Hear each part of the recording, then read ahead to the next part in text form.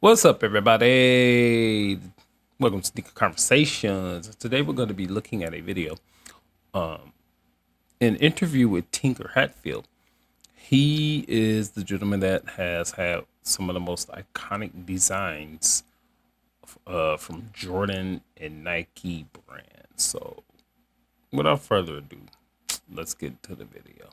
I've never seen it, so I'm going to be seeing it as you guys see it. So I'm going to be reacting in real time. So let's see. Today, I'm Big Waz. Let's go. All right, I want to welcome to Full Court Fits. He is without a doubt the greatest sneaker designer of all time. I don't think that's even in question at this point. The great Tinker Hatfield. Welcome to the show, Tinker. Thank you, Waz. It's a pleasure to be here, and it's cool to watch you in action. This is a really big moment for me as somebody who's been wearing Jordan since the age of 5. This is a big deal for me. But I wanted to get you into our show like this. Like, we usually do a segment where we comment on NBA players and what they're wearing, and we either cop it or we drop it, cop it, we like it, drop it, we don't. We wanted to switch it up. We wanted to pit your babies against each other, and we wanted to make you pick one and tell us why you picked one rather than the other. Are you ready for this, Tinker? I'll give it my best shot, man. All right, first up, we have the Nike Air Tech Challenge 3, which in my neighborhood we call the Agassiz, versus the Air Raid. Which one you gonna pick? Which one you gonna cop here, Tinker? Just a guess. He's going to go with the Air Raid. Putting it down, saying it. I'm going to go with the Air Tech Challenge with Andre, because that really changed tennis. It opened the floodgates. I'm sure there are a lot of people who don't like us for having done that, but it changed the face of tennis, which was a lot of fun to be a part of. I love that. Always Very nice. innovating, always disrupting. Air Challenge 3 over the Air Raid. Next up, the Huarache Trainer versus the Nike Air Trainer SC, which again, in my neighborhood, we call the Bo Jackson. All right, I tried to cut it up, but he said the Bo. I don't know which way he's going with that, but because of the athlete that Bo Jackson was, I'm going to say he's going to go with the Bo Jackson. Let's see if I'm wrong again. Bo, yeah, versus the John McEnroe. Basically, I think those were the two guys. That is a tough one, man. It's funny because I'll tell you a quick Bo story. He really didn't want to talk to me that much because he was just so busy, being in two sports. And so I kind of, had very few short conversations. But all these years later, like now, like when I see him in the green room or something, he's like, "Oh, Tinker Hatfield, remember we used to sit down and design all that, And I just observe everything, and Tinker Hatfield is a creator. If you look at his hat, if you look at his glasses, he's a creator.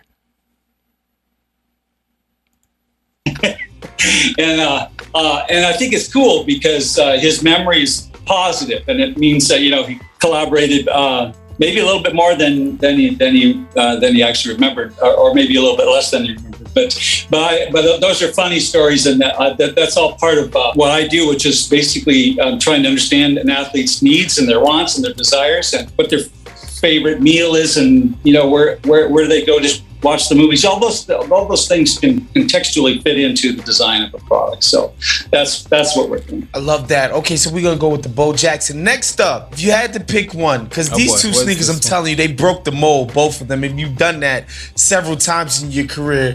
Air Jordan 11 versus the Air Jordan 3. Ooh, let me see what he gonna say. Boo, ba-doo, ba-doo, ba-doo, ba-doo. Ooh. I think he'll say 3 because of the elephant print. Let's see what he says. I don't have a problem with being wrong. 11. He went with 11. Why the 11? They were both kind of unique situations. The 3 was handed to me very, very late, and I had to sort of, scramble a whole bunch of people and myself to, work long hours to get that one put in front of Michael. The 11 was a little bit different context in that basically I was told not to design any more Air Jordans because he was not tired. And I had just finished up the 10, and I'm like, I just went right into designing the 11, and there were some people at Nike that thought I was spending too much money, that we weren't going to have much offense behind if Michael wasn't playing. So anyway, I put everything that I could think of, every innovation, every trick, every twist, and went and showed it to Michael. See, look at what he's saying. Is this really just not about just what am I trying to say here?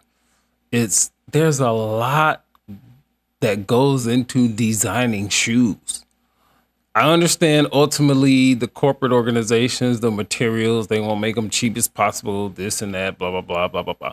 But if they're going to pay people millions of dollars just to make the shoe functional and make the shoe look the way that it looks, we can't diminish that. This is a creator. Why would they pay him millions of dollars up on millions of years if it was just about, we all know it's about the bottom line. Don't get me wrong, but you know.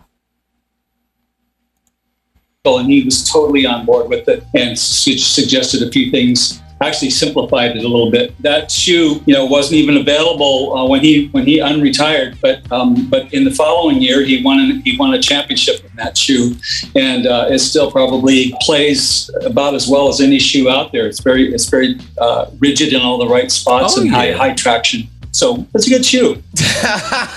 So modest, I love it. Even to play Nike basketball. Air Max 1 versus Nike Air Max 90. Oh. Oh. I'm thinking he'll go with the 90 because even though the one was iconic, the 90 improved upon a lot of that. But so far, Tinker has a lot of reasons, like outside of the shoe, to why it's one of his favorites. So this is very interesting. I like this. So let's continue. Oh, that I can't do it. The 90, lighter weight, more comfortable, quite frankly. But there's absolutely nothing more rewarding than to walk down the street in New York City, or in Chicago, or in Atlanta, and see the hippest and the coolest young people wearing Air Max 1s. I mean, in the variety of colors that they come in, and material choices, and even some that they've been able to design themselves, like color up themselves. So I'm going to have to go with the 1 because that's one of those. I mean, you can't go wrong with either one of those. I'm seeking out a pair of Air Max 1s at a decent price because the price they're on right now is ridiculous, and I have a few pair of the 90s. So comfortable, full bed air, so just great. But I do want Air Max 1 with not a lot of white on it, so I'm on a mission. Seminal products in the Nike history. Last but not least, we want to go Air Jordan 5 versus the Air Jordan 6. I don't know. I'm not going to make a prediction on this because both of these shoes look ridiculous. And it's about the design. Keep in mind, he's the creator. So a lot of curves and corners. And all right, let's just watch it. I'm not making a prediction on this one. Sorry. I can't pick. I love that. It's those two shoes are very different from each other, but that's because I remember Michael telling me, we have got to keep people on edge. We can't let people catch up with us, so we're going to have to zig when others are zagging and all that kind of thing. And it was really a lot of fun to strategize behind the scenes just with Michael, just between the two of us, and we tried to keep our decision making really tight so that we could not have to listen to too many opinions. I mean, there were some that were important, but mostly it was really a great honor to sit down with Michael, just with myself. myself and work it out. Work it out. Of all the stuff that you've ever done, when people come up to Tinker in the streets, what are they asking you about the most? What's the one that people want to talk to you about the most, and why is it the Air Mag? You ain't wrong. You ain't half wrong anyway. So there are kind of like two things that pop up the most, and one of them, where can I get those Air Mags? Because they're still like, people are still trying to figure out. I don't think they understand that there aren't anymore. The second one is almost universal. It is, what was it like to work with Michael Jordan? It isn't like, well, what was it like to do one shoe, but what was it like to work with him over the years? You know what I mean? Wasn't really a focused question on a particular sneaker. It was just like their relationship. So very fortunate to have been paired up, Michael, when he was young and I was still young, and we could. Don't know if any of you know this. The Air Jordan 1s was basically today a Nike Dunk or a Air Force One that was modified a little bit. Michael Jordan played in those. His feet was bleeding at some point. So look up that story yourself. Keep that in mind. We could grow together, and I think that's why the designs always sort of like worked.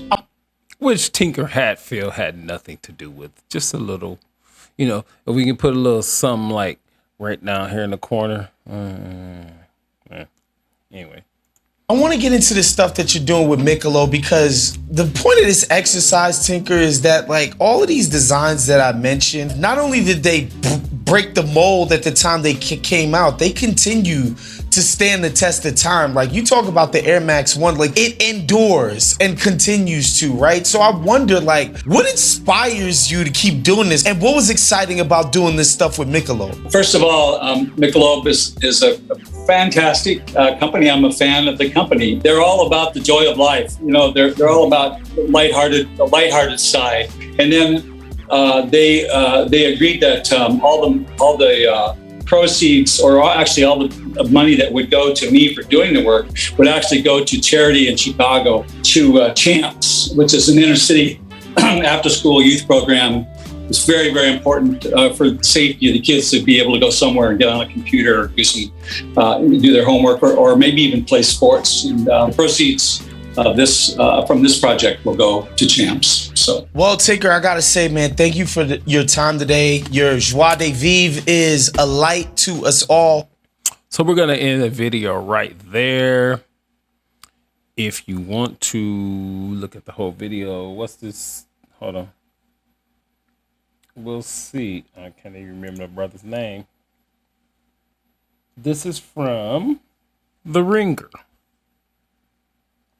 So if you type in Tinker Hatfield's favorite Jordans and Nikes, it'll probably come up. And this was a older video that was there last year, but I saw this video and I thought it would be very, very interesting. So Tinker Conversations telling you, see you later.